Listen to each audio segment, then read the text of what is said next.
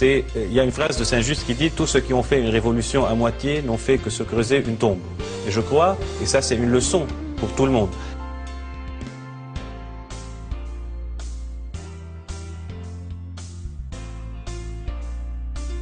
C'est ce musulman-là que je réclame. Le musulman ami de Dieu et non pas le musulman esclave de Dieu. C'est devenu comme le Seigneur. Comment on le dit dans le Coran, comment vous le dites en arabe. Rabbani, le seigneurial. Donc soyez kun Rabbaniyoun, soyez des seigneuriaux et non pas des obada, des serviteurs. Vous connaissez tout de la falsafa. La falsafa et la hikma, la sagesse. Ça veut dire Hikma, sagesse. Concrètement, il faut abolir tout l'aspect juridique qui prime dans l'islam vécu et qui veut donner de l'islam le caractère d'une religion juridique, en quelque sorte. C'est comme si le Coran était un code juridique. Oui.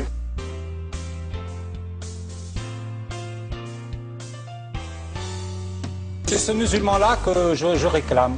Le musulman ami de Dieu et non pas le musulman esclave de Dieu.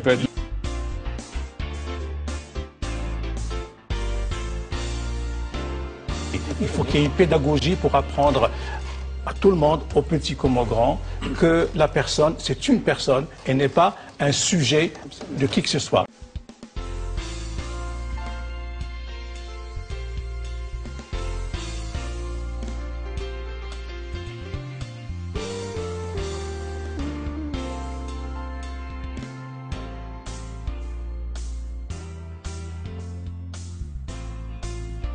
Il y a des débats actuellement au Maroc sur la laïcité, sur la séparation de la religion et de la politique. Et ça, c'est nouveau dans le monde arabe. Et c'est très important.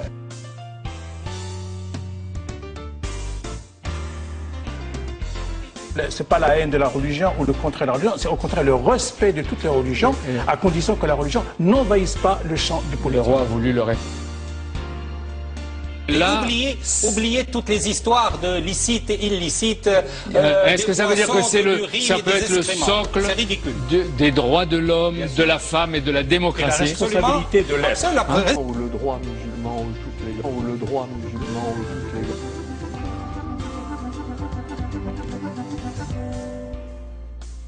Bienvenue à Bibliothèque Médicis. C'est une des immenses questions de la saison, j'ai plutôt envie de dire une des immenses questions du siècle. La démocratie et les droits de l'homme et l'islam. Le changement du monde qui est en train de se produire pratiquement sous nos yeux. Bibliothèque Médicis réunit ici les penseurs et les meilleurs connaisseurs du sujet et je suis d'ailleurs heureux de vous accueillir et de vous recevoir. En plus de publier des livres forts, importants et inspirés, vous avez un point commun. Vous venez tous à l'origine de pays où entre l'islam et la démocratie, il y a des tensions, des conflits peut-être, en cours de résolution, mais en tout cas des tensions. Achir, Yad Ben Achour. Vous venez d'où? De Tunis. Alors, l'auto-immolation, je vous cite, l'auto-immolation de protestation sociale par le feu est un geste fondamentalement anti-musulman. C'est un peu ce que disait Benjeloun. Tout à fait, mais vous savez, les musulmans, c'est comme tous les peuples du monde, ils bricolent leur vie au quotidien. Le dogme religieux... Mais vous dites, le suicidé, normalement, il est privé de la prière des morts. Oui, c'est ce qu'a dit le mufti de la République, d'ailleurs, juste après... au moment où Ben Ali était encore installé au pouvoir, il a dit qu'il n'aurait pas droit à la prière des morts, Salat el-Janaz. Ben, les Tunisiens ne l'ont pas écouté, ils ont laissé le mufti de côté, la charia de côté, et ils ont suivi son enterrement comme on suit les héros qui sont tombés au champ d'honneur. Voilà. Je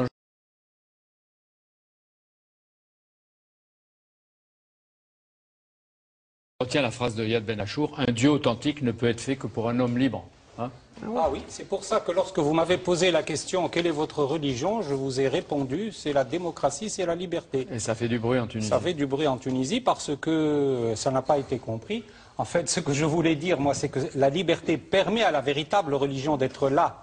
Parce qu'un croyant ne peut pas être autre chose qu'un homme libre. S'il est croyant par suivisme, parce que son père, sa famille, sa mère sont croyants, cela n'a aucun intérêt. Mais c'est la majorité des cas. C'est la majorité des cas, hélas. Mais justement, la culture qu'il faut maintenant essayer d'inculquer dans nos peuples, c'est celle-ci. C'est la culture que la liberté est la base et le socle de toute croyance, y compris des croyances religieuses.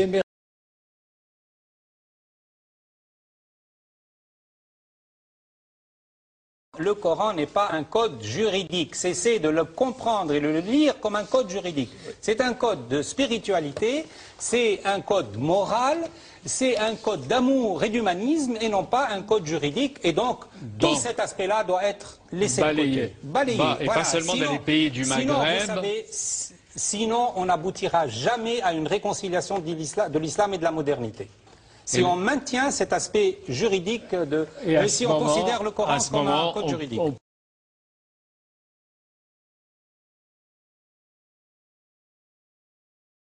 Alors, il faut préciser, la deuxième Fatiha, qu'est-ce qu'elle prophétise? Qu'est-ce qu'elle dit? Qu'est-ce que c'est la deuxième? La première, c'est la première. Alors, la Fatiha, il n'y a ni première ni seconde. C'est l'ouverture. La Fatiha, Al-Fatiha, c'est une sourate, un chapitre du Coran par lequel les musulmans commencent toutes leurs prières, les 5 prières quotidiennes, obligatoirement.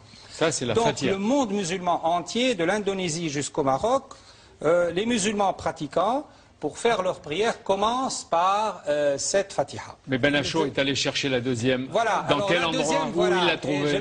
Je la trouve dans les versets 23 à 37 de la sourate de Al-Isra, qu'on appelle également la sourate des fils d'Israël, d'ailleurs, également. Il y a 14 commandements. Voilà, il y a 14 commandements. C'est les 14 commandements purement moraux et révolutionnaires de l'islam, qui permettent à un musulman de vivre les droits de l'homme sur une construction coranique.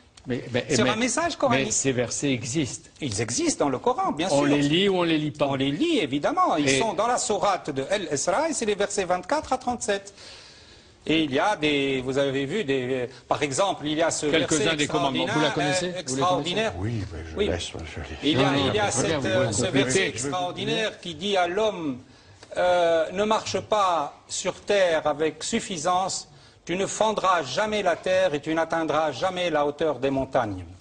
ولا تمشي في الأرض مرحا إنك لن تخرق الأرض ولن تبلغ الجبال.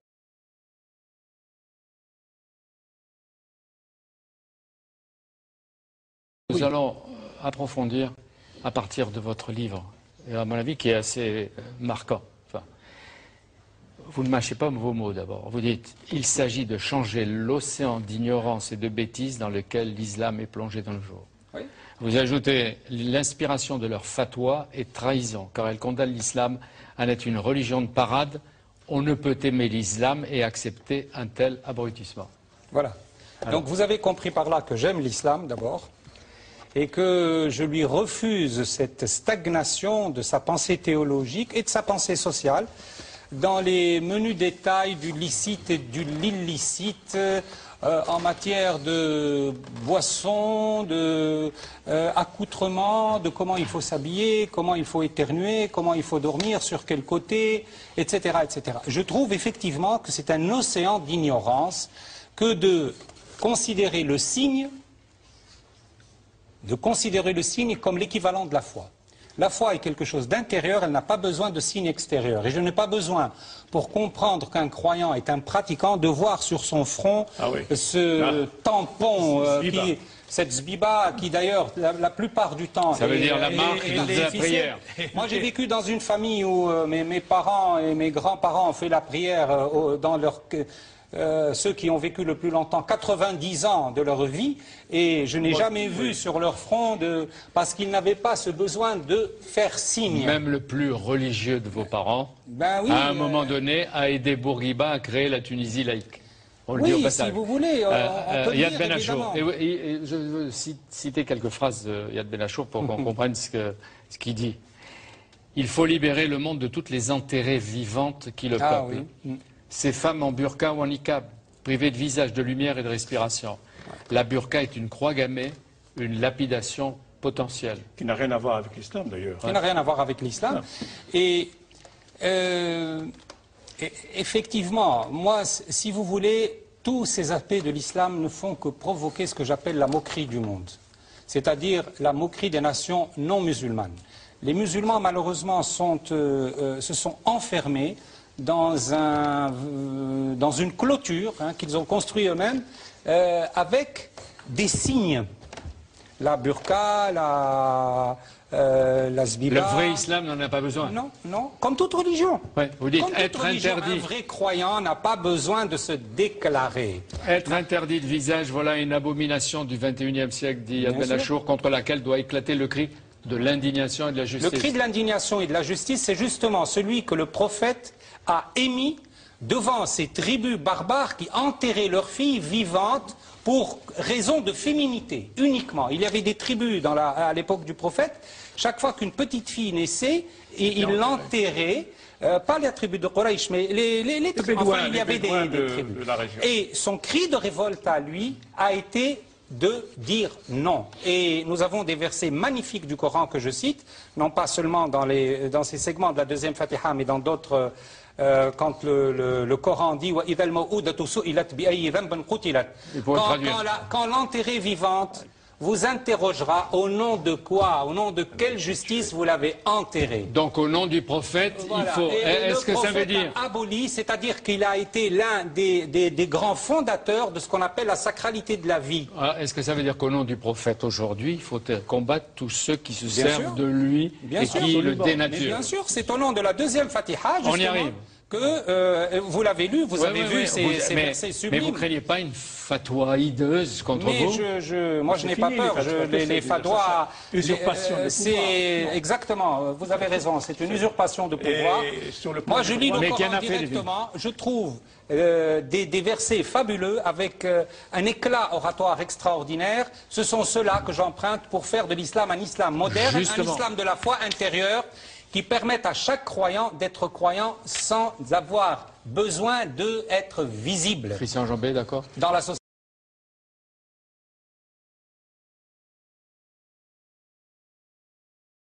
Il y a un verset qui a été commenté un nombre infini de fois, qui est pas de contrainte en religion. La ikraha fid-din. La ikraha fid-din. Et ce qui m'a frappé chez certains commentateurs, c'est qu'ils disent, mais la raison subtile pour laquelle il n'y a pas de contrainte en religion, c'est que seul Dieu met dans les cœurs ce qu'il veut. Et s'il a envie de faire que quelqu'un soit un incroyant, il en fera un incroyant. S'il veut en faire un bon musulman, il en fait un musulman. S'il veut en faire un musulman de telle sorte, il en fait un musulman de telle sorte. Donc ça suspend toute contrainte humaine en religion. Donc même les plus personne religieux... ne peut se substituer voilà. à Dieu. Vous disiez ça tout à l'heure à propos des fatwas, et c'est parfaitement vrai. Il y a une sorte... On va peut-être sortir d'une sorte d'ère d'usurpation du pouvoir théologique. En islam, c'est pas tellement la question de savoir si la religion est partout, qui est parce qu'au fond, dans toutes les cultures monothéistes, la religion est d'une certaine manière dans tous les éléments de la culture. C'est quelle religion? Et la religion de la fatwa, c'est une religion où l'homme usurpe la seule souveraineté. Or, s'il y a vraiment, me semble-t-il, j'en parle de l'extérieur, hein, une vérité de l'islam, c'est dire dit Dieu un, Dieu l'impénétrable. C'est ça. Autrement dit, il n'y a pas d'autre autorité. Christian Jambé, le problème, c'est que ce verset, pas de contrainte en matière de religion. Vous savez que tous les exégètes du Coran le considèrent comme un verset abrogé. Mais il y a 1000 discussions là-dessus. Ah voilà. Ça les arrange. Ça les arrange, bien sûr. Mais quand je voudrais oui. quand même signaler que Mais pas l'un toujours. des exégètes du Coran, le Cheikh Tahir Ben Achour, qui est l'un des derniers exégètes du Coran, le Tahrir ou le Tanwir, a été l'un des premiers à soutenir que c'est un verset abrogeant et non pas un verset abrogé. Ouais. Absolument. Donc c'est lui qui abroge et donc Ça peut c'est à lui sembler, qu'on la un prévalence. peu technique et difficile, mais important. ce sont les clés pour comprendre le monde dans lequel nous vivons.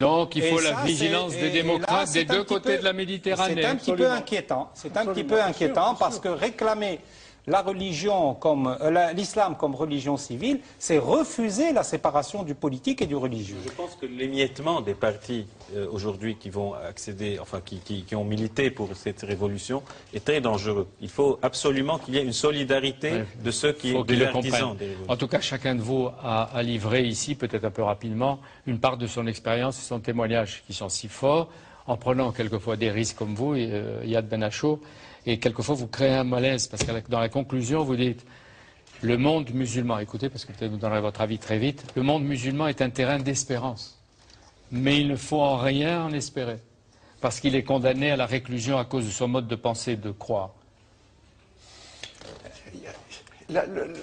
En deux mots, jusqu'ici, tout ce qui est dénoncé, là, tout ce qui est fait, ces formes d'ignorance, les dangers de retour à des formes de pouvoir religieux, c'était la religion du commun, et donc du plus grand nombre. Et on est dans une situation de conflit entre l'avenir ou l'espérance, mais qui est quand même essentiellement le fait des hommes cultivés et des gens de progrès, et puis ce legs de l'histoire, la masse. Et alors qu'ailleurs, les révolutions, c'était plutôt le fait des masses contre les élites. Alors c'est une situation très très malaisée. Il faut baisser les bras? Jamais. Jamais. Et vous dites bien, juif ou musulman, athée, laïque ou croyant, vous vous inscrivez dans la réforme avec cette conviction que l'homme libre, ami de Dieu, est meilleur que l'homme esclave de Dieu. Absolument. Merci Voilà. à vous tous. C'est ce musulman-là que je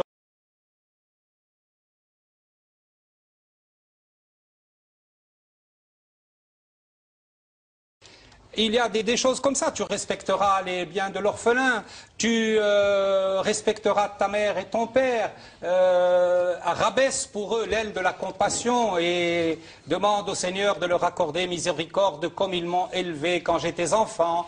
Il y a des tas d'appels comme ça pour l'orphelin. Tu respecteras ta parole, tu es responsable de ta vue, de ton ouïe et de ton cœur. Il y a des versets sublimes comme ça sur lesquels tous les musulmans devraient se mettre à la table pour ne plus axer leur pensée que sur ces versets-là. Ça veut dire que là... oublier toutes les histoires de licite et illicite. Est-ce que ça veut dire que ça peut être le socle? C'est ridicule. Le pouvoir rend fou, le pouvoir absolu rend fou. J'ai mis en exergue cette phrase de Michel Tournier: le pouvoir absolu du tyran finit toujours par le rendre absolument fou. Je suis convaincu que ce personnage, au départ, avait un côté original ou fantasque, mais petit à petit, le pouvoir, la folie des grandeurs l'a pris. Et puis le fait d'être avec ce pouvoir absolu, sans aucune contradiction, sans aucun parti d'opposition, même sans aucune constitution, puisque se mettait au-dessus de la constitution en disant je suis le guide de la révolution, ça lui est monté à la tête, et je pense qu'il est devenu malade. Il est malade. Il est malade. Voilà, il est malade.